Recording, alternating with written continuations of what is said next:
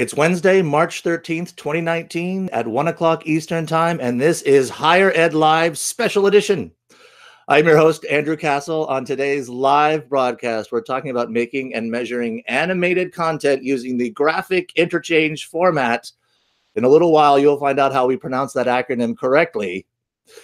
If the special edition broadcast is part of the Higher Ed Live network, all of our episodes offer you direct access to the best and brightest minds in education. Be a part of our live broadcast by sharing your knowledge. Participate in today's discussion by tweeting us using hashtag HigherEdLive. All of our episodes are free and easy to access in the video archives at higheredlive.com, or take Higher Ed Live with you on the go by subscribing to the podcast. Higher Ed Live is produced by M. Stoner, a digital-first agency committed to tailored solutions that drive results. And it is my pleasure to welcome Jon-Stephen Stansel from the University of Central Arkansas. He creates great content. I have met him at conferences I have attended and then engaged with him online. He is an inspiration to me in my work at the university. Hello, Jon-Stephen. How are you this morning? Hello, doing well. How's it going? And your name is your two first names with a hyphen, Jon-Stephen Stansel, yes. Not Jon-Stephen Stansel. Yes, Jon-Stephen. I'm John without an H and Stephen with. My parents really didn't have SEO and easy search in mind when they named me. People also refer to me as JS if that's easier. So I think Jon-Stephen flows really nicely. So first, we're going to use this word a lot today. How do you pronounce the acronym for graphic interchange format? Hard G all the way, GIF. GIF is what I say too. Yeah. Go ahead. I think the argument that I hear most is that the creator of the GIF pronounces it with a soft G, but you know what? Reader writes the text. It's, all about the user, and, the founding fathers thought we'd celebrate Independence Day on the 2nd of July, and we celebrated on the 4th. So their, authorial intention doesn't really mean a lot. Right. I didn't even hear that. When the first time I saw the acronym, I said GIF in my mind, and that's just what I said. It made sense to me. So other people who pronounce it differently, they are entitled to their wrong idea. Exactly. What do you do? You're in the marketing communications department at University of Central Arkansas. Yes. What is your org chart like? Who do you report to? Who do you give your metrics to? Okay. So we are housed in university advancement, and I report to our director of communications. So my official title is digital media strategist, which was created kind of give the position some room to grow. So if Mark Zuckerberg shuts it all off tomorrow, I still have a job. So yeah, I work in the Office of University Marketing and Communications. And who do you, when you turn in your numbers, who looks at the metrics with you? Usually our director of communication and our overall director of the department. And one of the things that, and you were working on this last fall, and it went live late in October, November. You made a series of reaction GIFs with your college president. Yes. Yeah. So and where can people see those? So you can, if there's a hashtag they can go, they want to look in the back channel right now on Twitter, they can find them. Yeah, you can, if you go to Giphy, our channel is just called UCA Bears. If you want to search in GIF search on Twitter or on Instagram, just search UCA Bears. We're the first thing that comes up with that search. Right. And for the GIFs that I've made for University of Alaska Fairbanks, if you go on Twitter and you open the GIF search bar, I tag all of them UA Fairbanks as well. You can see a bunch of stuff in there. So if you want to spend some time, or if you want to in the back channel, pick some questions about one of those GIFs, our producer Bianca will see those. And if you have specific questions about them, we can answer them as we go, because there's a big collection of GIFs in there. GIFs are great. How do GIFs work in the mind of a user when they see it? So what's your opinion of why they are so engaging?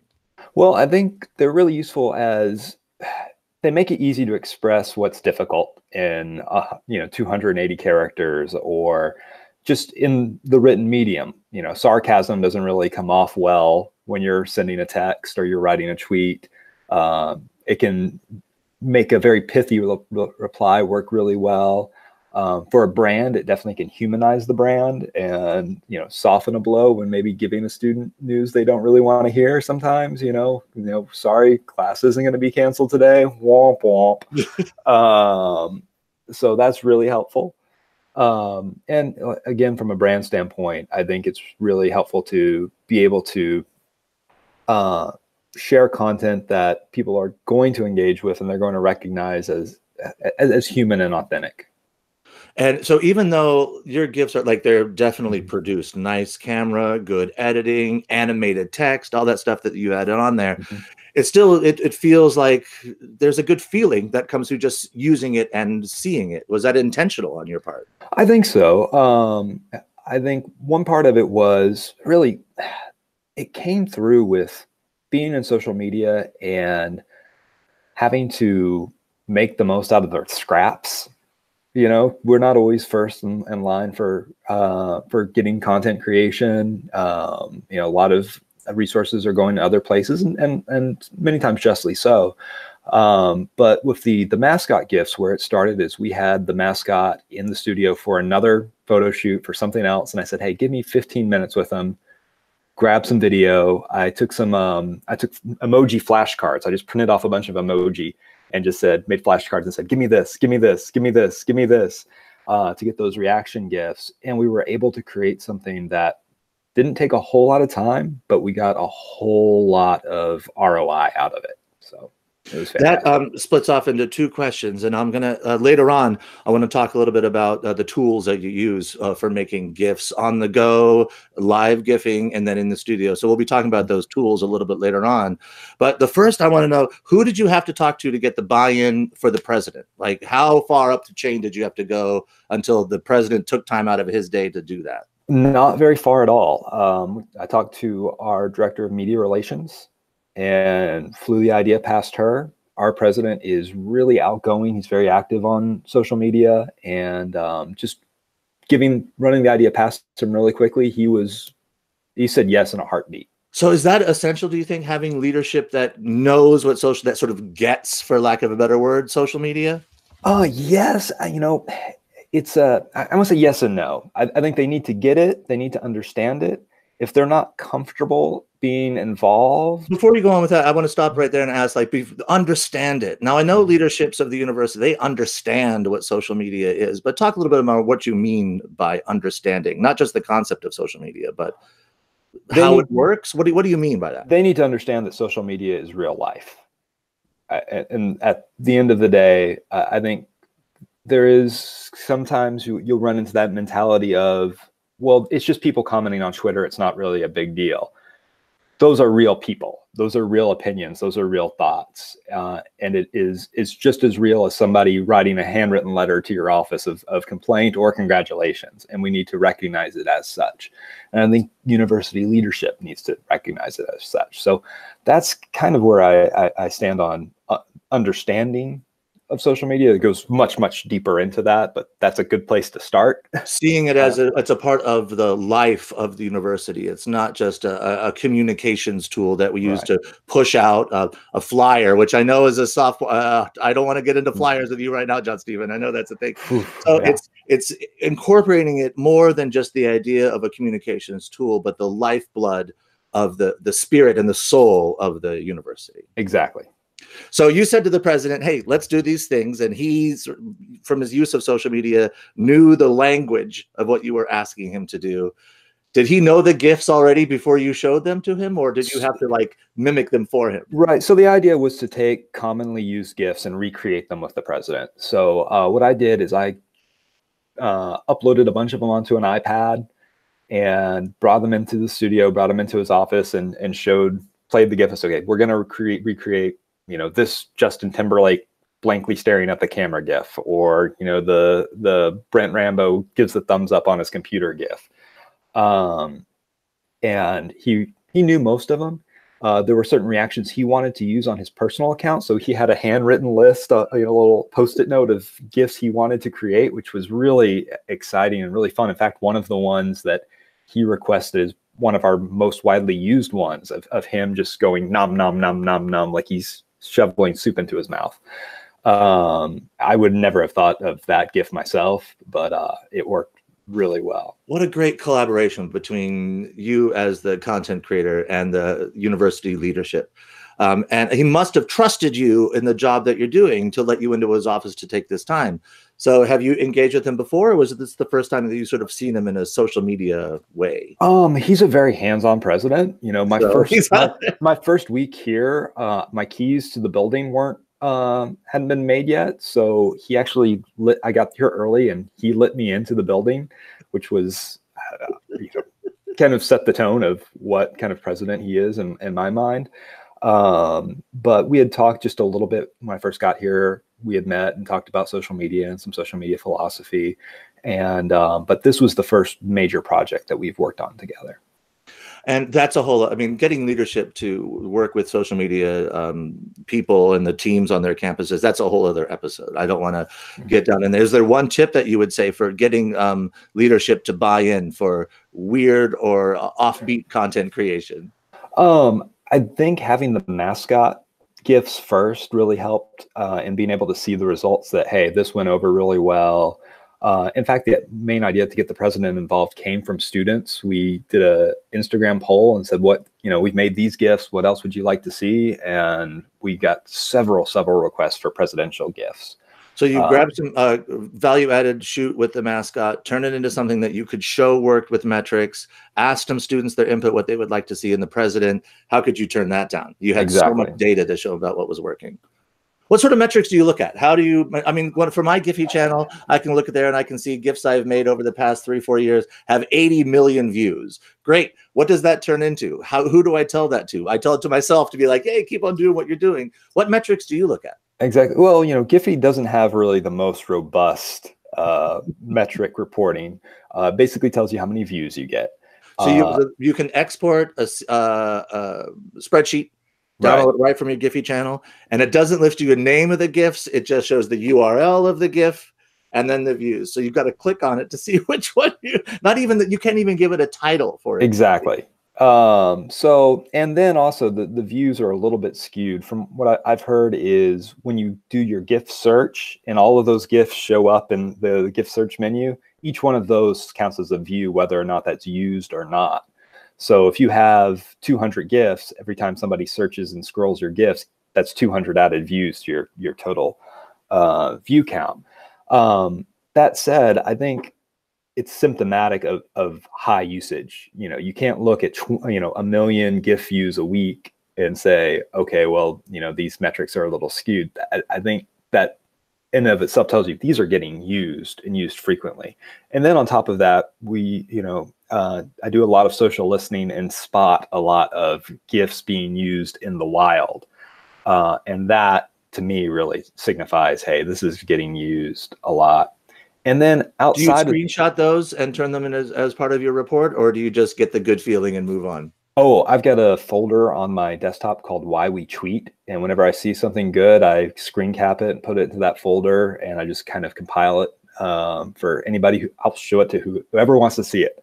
So the metrics reports that you do, that's one thing, but this is something you save in case somebody asks about it. You don't. No, I share it, especially if it's specific to somebody who I don't think is ever going to see it on Twitter.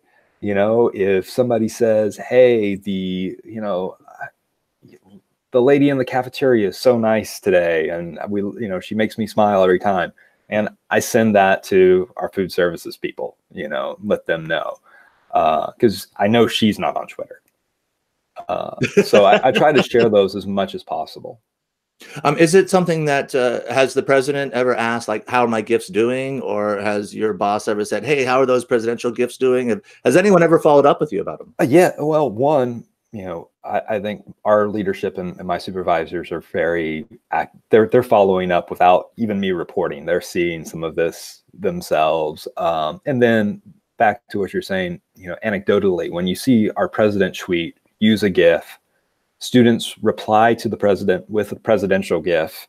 He replies to that with and there's this whole conversation between our president and our students just being told in GIFs of our president. I mean, that's just value right there. So is that your goal that you said at the beginning? Was the goal just to make these things to see if you could do it? Did you have GIF view specific number in mind? Like you got to set a goal and then get your metrics. We want our students using the branded GIFs. I think it's great that it engages the community. They get really involved. The students are kind of proud to be able to use them. But also internally, you know, one of the struggles being in higher ed social media is, in addition to your main account, you have however many bazillion smaller accounts on campus where every single department, our university lock shop has a Facebook page, you know, and giving them resources that they can use that are branded, and also is a bit of mitigate some risk in certain GIFs where you have social media managers on campus who aren't full-time social media managers, who may not understand internet culture, but they know how to use a GIF, but not always know how to choose the right one. They might use something accidentally use something inappropriate if it's not a branded GIF. By providing them branded GIFs, we can say, okay, this has got Bruce the Bear on it. This has got the UCA president on it. This has our school colors. These are the ones that you need to be using. Is really beneficial internally. Is there a website where they find the links, or do you just say search these hashtags to find these GIFs? How do users find the GIFs you make? We tell them to search UCA Bears in the Giphy search. For the president, we did one tag just for him, so he can always find his GIF. So if you just search Pres Davis, his GIFs are all that come up. Thankfully, I don't think there's another Pres Davis right now that's got any GIFs. So, but that's really helpful as well. Which has been the most used? Which has been the most viewed? For us, it's been the GIF stickers that have been used on Instagram stories and on Snapchat. And for us, it's one that I made for finals week that says good luck and has a little Scantron with the bubbles filled in with the letters UCA. Outlined, and that one alone has received just over 6 million views. That is, I mean, so that's one of the biggest numbers that you can report for your metrics, I'm assuming. Like, has any Facebook post ever reached 6 million people? Not of ours, no. Yeah, I know, not of mine either. I guess if you have a bigger school, you might reach 6 million people. So are those numbers too big for your bosses and the people that you work with to sort of understand what they mean? Or are they just like, oh, that's great, keep it up? Like, has it given you the power to do more of the stuff that you want to do, showing that these things work?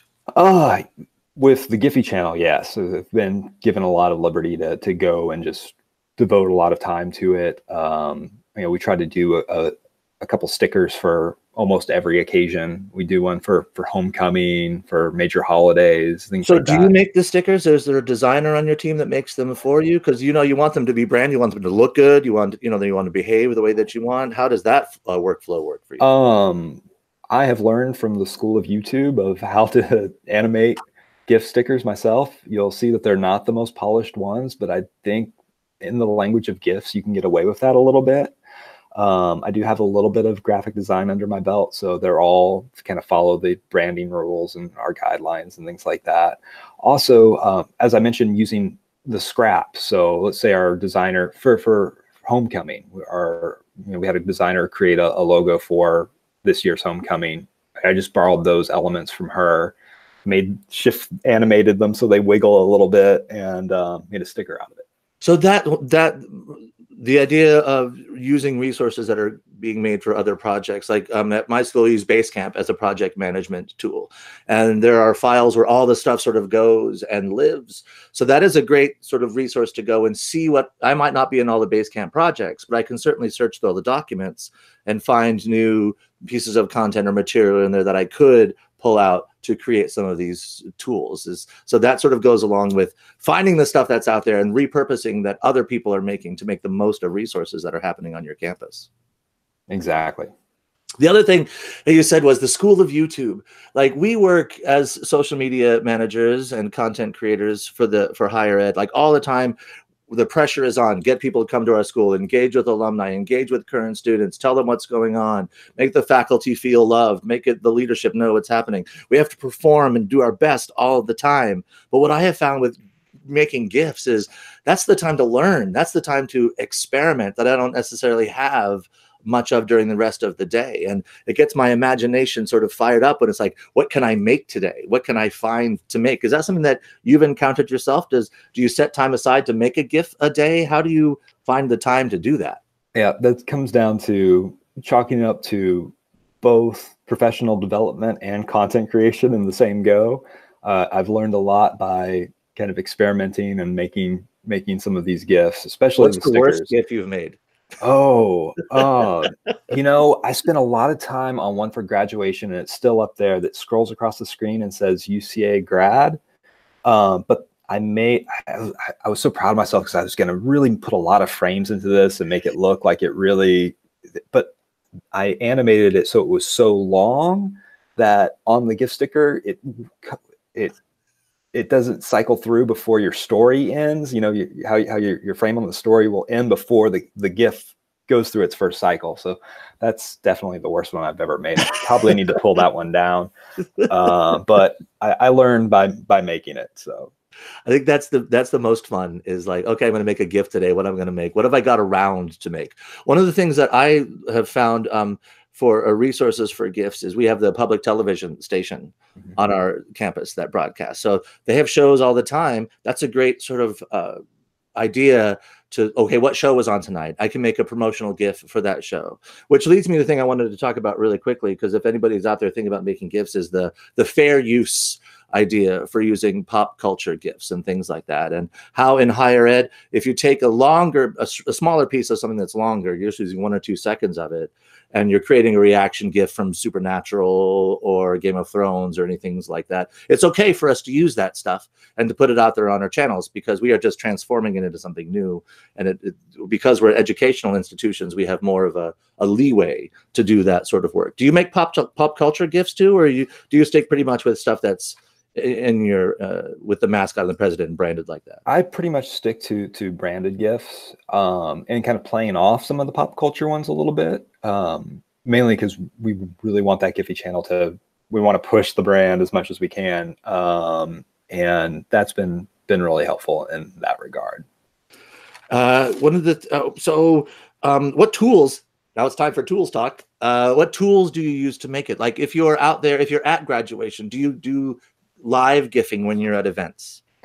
No, not really. What I mainly do with the GIFs is I'll animate them in either Photoshop, or for video GIFs, I will edit them in Adobe Premiere and then run them through Giphy. One thing I have found, and you mentioned kind of back to earlier about, they have text on them and they have little animations, but I've learned the more polished they look, sometimes the less authentic they feel. So I will go in and add captions in Giphy with impact, with that deep black outline on there, so it has that look of a common GIF rather than, use our branded typefaces and things like that. I'll use the tools within Giphy to make sure they look like a GIF, if that makes sense.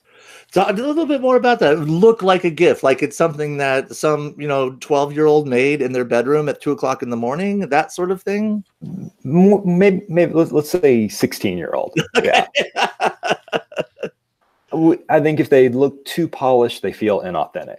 There's a certain language that goes along to GIFs that's a little unpolished, and sometimes getting that unpolished look is hard work. Isn't easy as it seems, but we try to do that a little bit. At first, when we did the presidential ones, my background is in radio television production, so I kind of pulled out all the stops, making it look real fancy, and uploaded it onto Giphy, and it just didn't feel right to me. It didn't feel that goes back to that, like, there's no way to really quantify that, is there? I mean, it's just something that you sort of have to see in them as you're looking at that thing cycling over and over and over and over and looping and looping and looping. Like, what are you looking for in the looping of the GIF? Is it when does it start and when does it end? How do you feel that out? That's a delicate process. I think with the presidential ones, we tried to get as many takes as we could in the limited amount of time we had with him, and just sat down, tried to find the best one, and wanted the smoothest loop available, depending on the GIF. Some where there's like a clear beginning, middle, and end sort of story. You don't really need, it's just going to loop when the story's over. But some we try and do where it feels very smooth and very fluid. So we just kind of have to handle that with a very delicate touch. The thing you just said is fascinating, and I have found it too in the work that I have done with GIFs, is this little story inside a piece of animated content that is 3 seconds long, 4 seconds long at the most, that it does have a beginning, a middle, and an end that makes sense when the users see it. What's that like for you as you're making those things, that you're watching? That is like, oh, I can start this just a few frames later. Is it that sort of micro editing? Definitely. It comes down, really finding that, starting with that right expression. Because if the GIF is too long, it just doesn't really work very well. Exactly. It comes down to finding just the right frame to start with and the right frame to end with, and going with that. Because people will, the good GIF you can watch forever. It gets more entertaining the more that you see it. The more loops that go, the more stuff you discover, the more you connect with it, and the more that you like it. So we've got a few more minutes. I want to ask you, have students used the GIFs that you've made for your school? Yes, quite often. Has athletics used it? Yes, we have seen athletics use it. Have admissions use it for prospective students? Being that I run the admissions account, yes. Have alumni used it? Yes, pretty much everybody on campus has used it. Does the community use it? Yes. Have they used it for science reactions? I'm trying to think. I don't think I've seen a science reaction yet. I do have a science specific GIF sticker, but the problem with the stickers is, there's really no way to listen for that one gets used a lot, but I've never actually seen it because it's mostly peer-to-peer. Have people used it against you? Not yet. And that's something that I think is a major concern. But before we went into the project, there were some people that asked about that. And really the answer was, it's no different than any other piece of content. A photo of the president that we put out there could easily be altered in Photoshop just as much as a GIF could be used, against us when somebody's angry. So really the way we approached it was, hey, we can't not put content out there because we're afraid somebody's going to say something bad about us. It's going to happen, and we roll with the punches. But so far, fingers crossed. So far. One of the things that I've noticed is I can make a beautiful, beautiful GIF, and then I go to upload it to Giphy, and Giphy's like, that's too big. Or Twitter's like, I can't take it, it's too big. Mm-hmm. Do you check that before you make the GIF? How do you size it correctly? Yeah, I have run into that issue a couple of times. Generally, when I'm making them in Photoshop, I can resize them and make them a little bit smaller. So I'll do that. But I have gotten to the point where I've had a really nice looking GIF, and like it's pained me to shrink it down a little bit. But that's part of it. It goes back to it looking and feeling authentic. There are certain limitations within the medium of a GIF that are, personally, I find kind of liberating. When I'm making a video, I've got all of Adobe Premiere at my fingertips. Well, I don't have that with a GIF, and I think sometimes coloring with a smaller box of crayons actually forces me to be more creative. So I like that.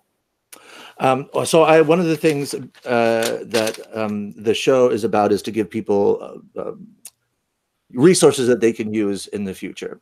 And I went through Giphy last night and over the past weeks and looking at some other schools that are using the GIFs out there. And I found a couple, many universities have Giphy channels now. The ones that I found most were the same sort of stuff that we have made with the mascots. I think you're the only one that I have found so far that has sort of the president going along with it, that high of leadership. A lot of schools have athletics focused GIFs, like highlights and stuff. So that's something that people can go resources. If there's recruitment videos or videos that have been shot for athletics, you can use that to turn into GIFs and start a Giphy channel. One I found that I loved was the West Virginia U, which is at West Virginia U on Giphy. They have taken some GIFs of aerial shots and promotional videos, and then they've put text of positive tweets for their school over the GIFs to make this sort of like really value added GIFs that people can use. So I thought those were really beautiful. So the other ones that I loved, there is a Texas AMU, which is TAMU on Giphy, which has great stuff. Western Illinois is at Western Illinois on Giphy. Florida State University. I also looked for, and we didn't really talk about this. I'm going to take a couple of minutes to ask about GIF Stories, because that is a powerful storytelling tool that I myself am still trying to figure out how to use more. Have you used GIF Stories? Yes. And before we go, I want to second you with Texas A&M and University of Florida. Their GIF channels are incredible. They're fantastic. I kind of looked at them for inspiration pretty regularly. But as far as the stories go, the way I use them is kind of creating a GIF pack for certain occasions. So we have like a graduation pack and kind of couple all of our graduation themed GIFs, or we've got a presidential pack with our greatest hits of the president, a sort of back to school pack. So that way we can just share a link on Twitter directly to just those specific GIFs. And that's been really useful. When I was going through some of the metrics, my most successful GIF with the mascot has been the GIF where the person goes, "Oh, you," and then like, "Hey." So that one, for some reason, the mascot really loved. Mic drop, not as much. Popcorn eating, not as much. But I was surprised to see, and it wasn't slow clap. It was that which got the most views. So I was a little surprised by that. But when I was going through the metrics, some of the ones, so I've done GIF Stories for convocation. Like, here's people coming in, here's the chancellor talking, here's people reacting, you know, sort of give the GIF timeline of how things went. And I noticed that some of those GIFs have very high view numbers, but I don't think people are using them for reaction. So the thing that told me was that the GIF Stories, people looked at them in there. Exactly. So that was a pretty powerful storytelling tool and way to package out the GIFs, to share them with users that they can see a bunch of them at one time. Definitely. They're really exciting. And when I went through looking at a bunch of channels, I'm like, okay, I'm only going to, because there's so many schools on Giphy, I'm just going to pick the ones that have 5 stories or more. That was hard to find. Giphy Stories, I think, are an area of growth for GIF making out there. Well, and it's also just kind of the details of a well-rounded Giphy channel. Yeah, having those, you visit it, you see, oh, this person, they've got a lot of stuff going on. Last thing I want to ask you about is accessibility is a huge discussion in higher ed social media. There's nothing more accessible than a GIF for people who are deaf or hard of hearing, because there's no audio. Right. You've got to either add captions to say what the person in the GIF is saying. You have to add some words on there. But I haven't had any experience like with screen readers for people who are blind or visually impaired. Have you heard anything about that? No, and that I think is where GIFs are sorely lacking. And I've got my fingers crossed. I know it won't do a darn like a good, but I've added Jack and Biz and said, hey, can you guys do something to let us add alt text to GIFs? And really, there's, other than adding alt text within the GIFs, a GIF description in your tweet, which, if you don't have the characters, is almost impossible to do. That's really the only way to make it fully accessible. Yeah, and so there's these tools that users want to use. The internet is trying to catch up with making sure that they're accessible for everybody out there. But I don't think that is, I think that finding the real estate in your tweets to describe your GIF is a priority. But that's the balance of when you're doing some social media stuff. How do you find that? Like, when do you say and when do you use the ampersand? Right. And like when you're crafting these tweets, it all just comes down to your personal choice and the message that you are saying. My last question for you, Jon-Stephen, is why do we keep having this conversation? I love GIFs. I know you love GIFs. Why aren't more people using them out there? I think there's a fear to creating them, that there's a misconception that it's really difficult or time consuming, when it's not. Our both the mascot GIFs and our presidential GIFs, that was about 2 days of work. It was a half hour in the studio and another day or two of just actually another day of editing and another day to hear back from the president to have him go, I approve these GIFs, use them. It didn't take much time at all to really, really craft. And for the reward, that we got out of it, how much engagement, interaction, and how often they're used, I think it's probably the most efficient use of time that you could really get out of a social media project right now. And the learning curve is pretty small. Once you've done 1 or 2 or 3, you know how to do it. You can get it to be pretty streamlined in your workflow. Exactly. Jon-Stephen, thank you so much for taking. I know there's stuff happening on your campus that you're monitoring. There's happening on campuses all over. So, of course, thoughts and prayers with your campus today as you deal with what may be a sad issue, but I won't go into that. I just want to say that since we're personally talking right now and you're taking some time away from what is some social listening that you have to do, thank you very much for taking the time. Glad to be here. Thanks for having me. And we didn't see any questions come up, but you can, of course, tweet at me or tweet at Jon-Stephen or tweet at Higher Ed Live. They will get those questions out there. Jon-Stephen and I love to talk about GIFs, don't we? Of course. As I've said many times before, it's like asking me to talk about social is like asking a 5-year-old to talk about their favorite dinosaur. I'll keep going and going. And they can, you're talking about it, a couple other things going on later this year too, right? It's sort of your stock and trade now, talking about GIFs. Oh, talking about GIFs and pretty much all things social. Okay. Thank you very much, Jon-Stephen. Go search. So if you want to follow some GIFs on Twitter to get inspired, follow Giphy on Twitter and follow Tenor on Twitter. Tenor is another GIF channel, another GIF keyboard stuff. We didn't really talk about that much. I'm not a huge fan of Tenor, but I know Tenor is another search tool that people, I have a Tenor channel, but I have to be careful not to post the same GIF to both channels because it gets double searched. But that's another one. So follow Giphy or Tenor on Twitter. Go search University on Giphy. You can find a bunch of other people out there. Jon-Stephen, thank you so much. And thanks, as always, to our program sponsor, M. Stoner, and to our producer, Bianca, who is out there listening, I'm sure. Great episode. Looking forward to sharing this with our friends. Thank you, Jon-Stephen. Thanks, Andrew. Bye. Bye.